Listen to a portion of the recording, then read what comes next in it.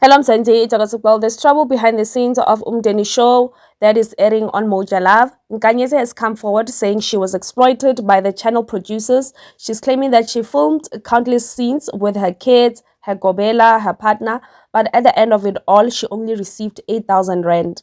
And most of the scenes that she shot were never even shown on TV. On the other side, Matlhaleng Tabeni is also speaking out. She says the producers took advantage of her dedication and hard work. She sacrificed a lot because she believed in hard work, yet the entire season she was only paid 40,000 rand. Now things have taken a dark turn. According to Matlhaleng Tabeni, producers have blocked her and are threatening to sue her if she dares speaks out or appear at any podcast to tell her side of the story. So this is what they have to say. Guys, I have a couple of years in Seven Moja Love. I signed a contract each and every season I do now. I receive all my money that they're giving me on contract. Every season I signed a contract now. Guys, I don't know this season kube ibhadi lami or ibhadi lethu. This thing sonke sayibona, but I didn't know it personally izoyenzeka kimi. Angikhulumi ke ngabanye. Angikhulumi ngabanye and futhi angifuni ukufaka umuntu. So khuluma straight ngami. Guys, during the season, it happens ukuthi umama agule. It happens ukuthi usisi wami agule. So ngacabanga ngathi okay, sicedile ukushootha. They paying us kahle imali yethu. So I realized with everything singaphezu kwamandla ami. How about ngifonele abaphathi bami ba release imali yami yonke so that ngikhona ukuhandle i-situation esisekhaya. Okay, fine. It happens ukuthi ngibafonele. Okokuqala kwaqale kwagula umntwana kamalumama. Umntwana kamalumama makagula, I had ukuthi like because of hours around them and bangicela ukuthi yazi mntakama because when usebenza umntwana uyambona ukuthi unjani cela ungisize. It happened ukuthi ngibasendele ama-picture vele ngile eclinic ngiyobona umntwana bhalela ukuphefumula because ekhaya kithi sonke sisafara because of i-asthma, everyone ifamily. So umntwana bekaphefumula nge-mobilize. I had ukuthi ngitshele my PM ukuthi yazi nginenkinga sonde. So I even send them ama-pictures. Ngithi how come? How about imali yami kuyakhonakala ukuthi njengoba sicedile ukushootha ni-release because already maseyidlala surely ama-episode wonke a-approviwe. Seniyazi ukuthi how much kumele sithole, nathi we know how much kumele sithole. So how about maybe ngiphi half, maybe a half futhi, then ngikhona ukusettle izinto zami ekhaya because imali yakancane yenzisana ikoloto. And especially manigulelwa, you have to pay transport, you have to go to keep a logo, you have to go to uthenga izinto kancane izinto ezikanjani. They said to me akukhonakali. That's okay, fine. So kuzoyenzakalani ke? Athi no, angeke ikhonakali. That was uThulu khuluma naye. Okay, sharp. Sidlula isikhathi leso umntwana be right, ngisafara khona ngivale ngale imali engivala ngayo. And imagine into engizonitshela yona ningayazi mina ekhaya kithi I'm a breadwinner. Ekhaya kithi everyone ubheke mina. And I was enjoying that because of angifuni ukubona abantu basekhaya mina bahlupheka. So it happened ke ukuthi umama nosisi mina yabo bagule at the same month, at the same week, and like ugula serious. After that I had ukuthi yabona manje ngichange umuntu omunye angisafoneli lo, ngifonela right straight umuntu omele ngimfonele. I call Olive one because of I text Julia, my producer, and mangim texter like he was blue ticking me. Into yangizisa ubuhlungu after blue ticker there is a time azofuna i-episode yami akhohlwe i-date. I was like lo muntu lo ungifonela kanjani angibuza umsebenzi wakhe, but mina if ngimtexta ngifuna usizo uyangiblue tick. Mina ngiyababhora musilabantu laba, and then if ngichashiwe ecompany yabo nginenkinga mele ngiyiraise kubani because bayangiblue tick. Okay, fine. It happens with babona ukuthi manje say serious because each and everything engikhulumayo kuze bayibelieve I have to ukuthi ngisende i-proof. And mina manga wakhuluma. That's the thing eyangizwisa ubuhlungu ke nokuthi nakusasa if they decide ukuthi bangistretch out bangasangifake emashowini abo angeke ngizwe ubuhlungu because vele abangi-appreciate. There is a lot of sin ebangishuta zona mina ezihambelana ngqo nempilo yami, ezingasi amanga. Ayikho into ebathi ngiyenze ngingayenzi noma into ebayidinga kimi ngingabaphi yona. Fine. After ngibaprovelile ukuthi mama mina nosisi wami bekho right, I asked them ukuthi ngicela ukuthi no matter imali le enizonginika yona nikhiphe emalini yami, my outstanding balance esele. Okay, they agree with that. Bangisendele 40,000. Le 40,000 ngibafonele ngibonge, mangiceda ngibasendele nama message ukuthi ngiyabonga, and then sengisharp manje. But imali engiyitholile 40,000. They said to me, yeah, imali yakho iphelele. I was like, no, ayiphelelanga. Imali yami ayiphelelanga. Imali le mina engiyisebenzele, le mina nani sizweni ngayo, ayiphelelanga. They sent me a paper. Iphepha lakhona libhaliwe episode banibani. Angil understand because of angilazi ngiqala ukulibona. And if bangisendela lona ekuqaleni, I don't think bengizovuma mina ukubuyela eTV. Not after izinto engizenzile ezinye engazifuni ngempilo yami. But because of umsebenzi wami bengiwuthanda and ngiba appreciate nawo ngiappreciate ngingenendaba because of bengisebenza and bengiyithola imali. But manje if kuzoba so, no, angifuni ngami mina. Into engiyifuna kibo imali yami, because I don't want to go deep. Ngiyazi ukuthi they have threats always against us mangabe kunento esingayithandi ukuthi yana bayi company enkulu bona, they will do what and what. Ngalo wait shh. I know ukuthi like kunento eziningi bazonixosha, niyamazi Opri yaxosha in umuntu umxosha kanjani, umxoshela into obona la ukuthi le into engabe siyayilungisa and then icompany ikhule siqhubeke ngempilo. Guys, I remember ngihamba nomntwana wami ngiyoshuta i-DNA scene mina. Umntwana wami angakawisi inongwane asesemncane. You can go back to that scene. That time kwaqala ama-drama ukuthi akusana ma-SNT, we have to ukuthi sithenge ukudla we wara. I stay for a long time. Ngiphume endlini nge-content yaka 10 but ngiphume endlini ngo-8 o'clock ekuseni ngihamba nabantwana bami ngiyoshuta ama-DNA. That time I didn't eat. Cabangani ngadla ebusuku ngesini yokugcina yaka Kim noDabula noMaseko. They went to a tavern or a pub, I don't remember, but you can go to that scene. Angizange ngabalabala ngathi bengilambile bengisebenza because of we've got that thing ukuthi emsebenzini sisebenza kanzima. But after lento bangenza yona manje, le bangenza yona or bazitshela ukuthi sebangiyenzile, angifuni ngami. And it's not only me okhala so. It's just that some of them, they are afraid to talk. Basaba ukuzimela. Basaba ukuzikhulumela. They forgot ukuthi banama right. So I still demand that my outstanding balance. Nothing much I want. And for a sake yokuthi mina ngihambe manje ngiye ku social media, it's because of I talk to them. Bayang blue tick. Guess what now? Ulifu ngiblockile. It seems like yena is in a fight. Le mina engayazi. I even moved la ekhaya ngiyohlala kibo mngani wami eMamelodi because of bebase basidemanda nemali transport, but i-contract ibhaliwe ukuthi transport imeli iphume inland inisela nishuthela khona. Angifuni nokungasho ukuthi they know ukuthi what's happening between Maseko's family. I don't want to talk that things guys la. Angifuni ukumoshela abantu or ngimoshela i-company or because angilwi, but I don't want to go deep ukuthi kuloku naloku benisicabangela na. If usazile ukuthi sisebenzela isent lele esilitholile manje. No, it's painful guys. And yes, there is something engifuna ukuyazi, maybe angi understand njani. I believe ukuthi i-contract mabaloko bayi-renewer the company, meaning you are doing better. I believe ukuthi i-contract the more i-renewer nenza izinto ezi-right, imali must increase. So guys, ngizwa ubuhlungu guys. Please share this video.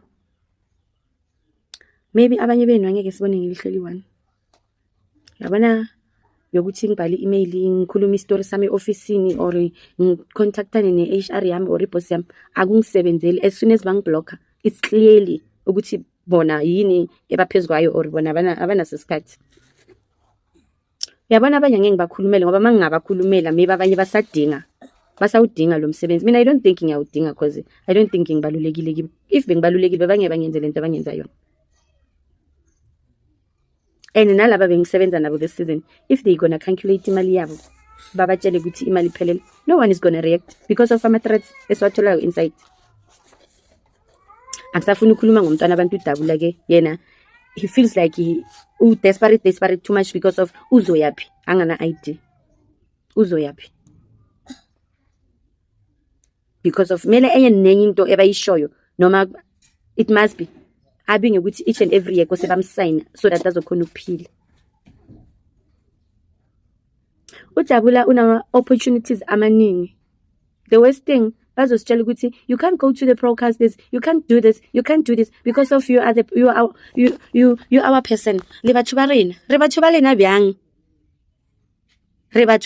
le ropa siba bantu benu kanjani ningasithandeli amanye ama opportunities bese when it comes to money kuba nezinto ezifana nalezi.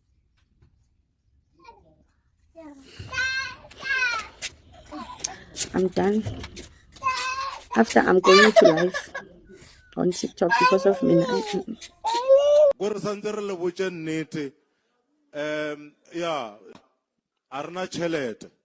Hey guys, ninjani? Ngiphilile. Njengoba ningathi igama ngikanyeza ngithi.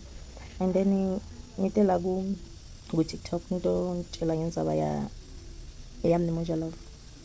Ngendlela basenda ngayo iMoja Love idlalele kakhulu ngathi guys. Uma hlala entabeni into la ikhuluma ke maciniso yonke.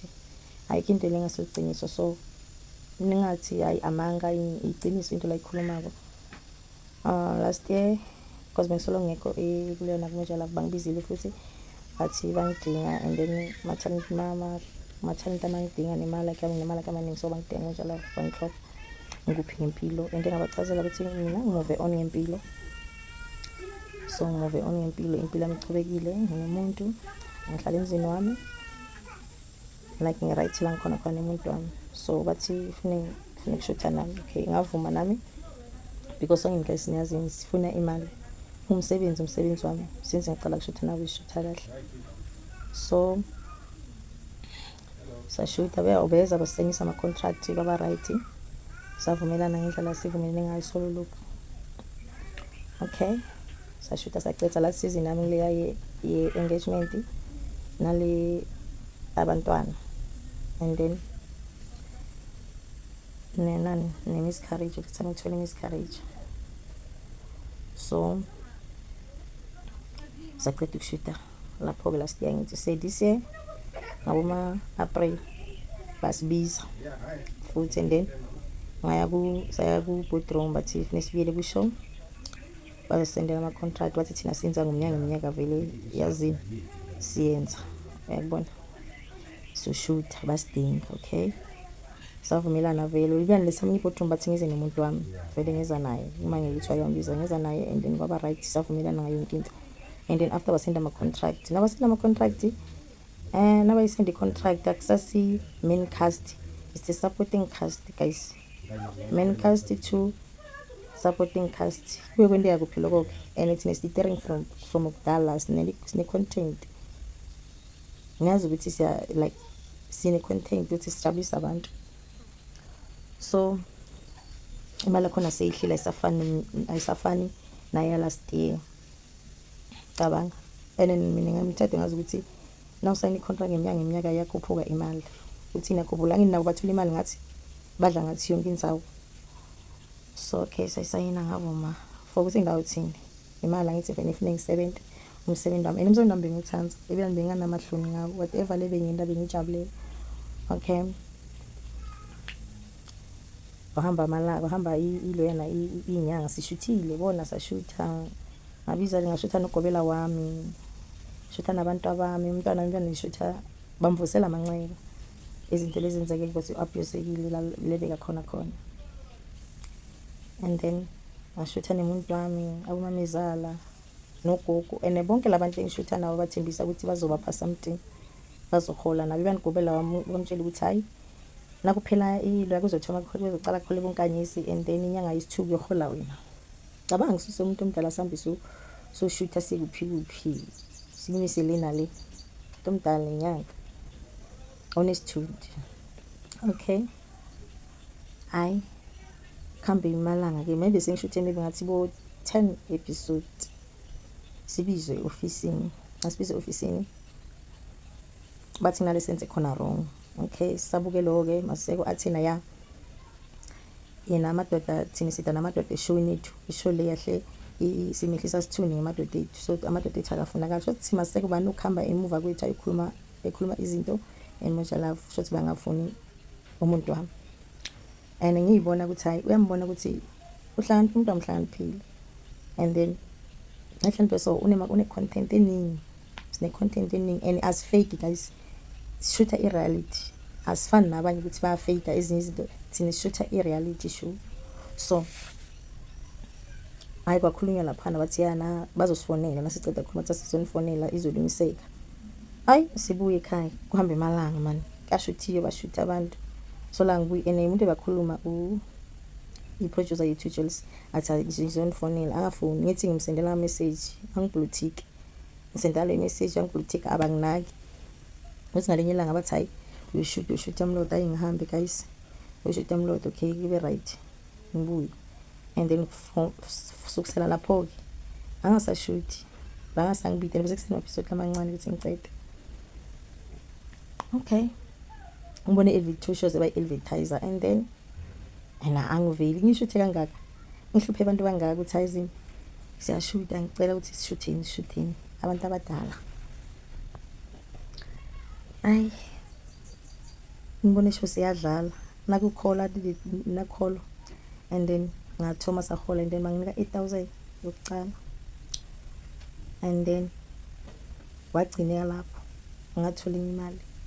Ngathi sengiyabuta ngibethe ngifonela lo akabasaphenduli mafoni, afonela benani, ngagcina ngasenda i-email nalaba khulu from Moja Love. Yahlala maybe email akona bo 5 days solo bangiphendule, yabuya bathi bona ya si lo yana i-contract yakhe iphelile. Hawu iphela kanjani?